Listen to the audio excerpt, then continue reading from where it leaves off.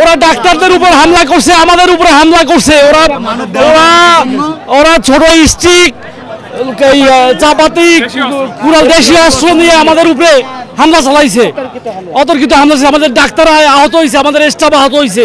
এই যে মহিউদ্দিন রনির লোক, মহিউদ্দিন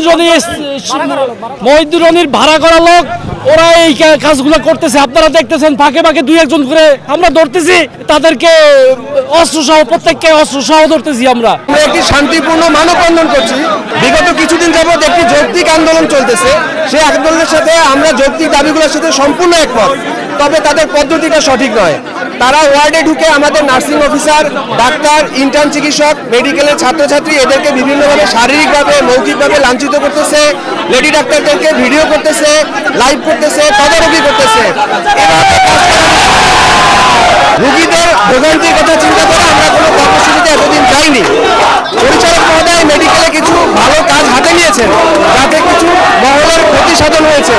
আমরা মনে করছি এই স্বার্থপর মহল যাদের ক্ষতি হয়েছে তারা এর পিছনে অবশ্যই হাত আছে।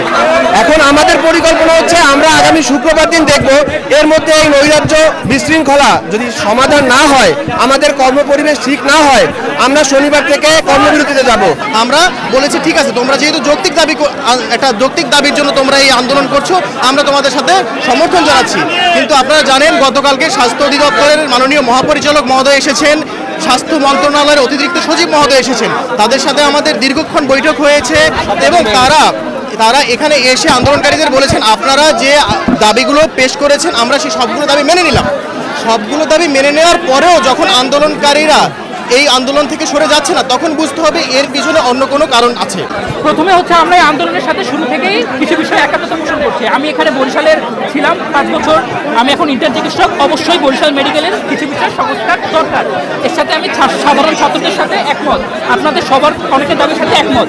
কিন্তু সম্প্রতি যেটা শুরু হয় সেটা হচ্ছে ধরেন 10-20 জনের একটা গ্রুপ এসে হঠাৎ করে একজন চিকিৎসককে বলে আপনি কি করছেন, ভিডিও অন করছেন, আপনি এটা কেন করলেন, সব কিছু জবাব দিয়ে দেয়। আমি যদি আপনাকে ছোট্ট একটা উদাহরণ দিই, ধরেন যে একজন পেশেন্ট, সে তার খুব মুমূর্ষু অবস্থা, এখন একটা ইনজেকশন অ্যাড্রেনালিন বা অন্য কিছু ট্রাই করলে আমি চেষ্টা করতে পারি যে তাকে ফেরত পাঠানোর, কিন্তু ওই যে সাহসটা যখন আপনি তার সামনে 20টা ক্যামেরা ধরে রাখবেন, মাইক্রোফোন ধরে রাখবেন, কোনো কারণে পেশেন্টটা যদি আর কাম ব্যাক না করে, তখন তো সমস্ত দায়ভারও চিকিৎসককে নিতে হয়, ভয়রান্টের মধ্যে চিকিৎসককে যাইতে হয়। এই যে একটা পরিবেশ, যে সবসময় একটা কিছু হলেই 20 জনের একটা দল আসা, আমাদের হসপিটাল থেকে যে পরিমাণ রোগী আউটডোর থেকে বা ইনডোর থেকে চিকিৎসা সেবা নিয়ে ফেরত যান, তাদের কিন্তু কোনো কথা বলা হয় না।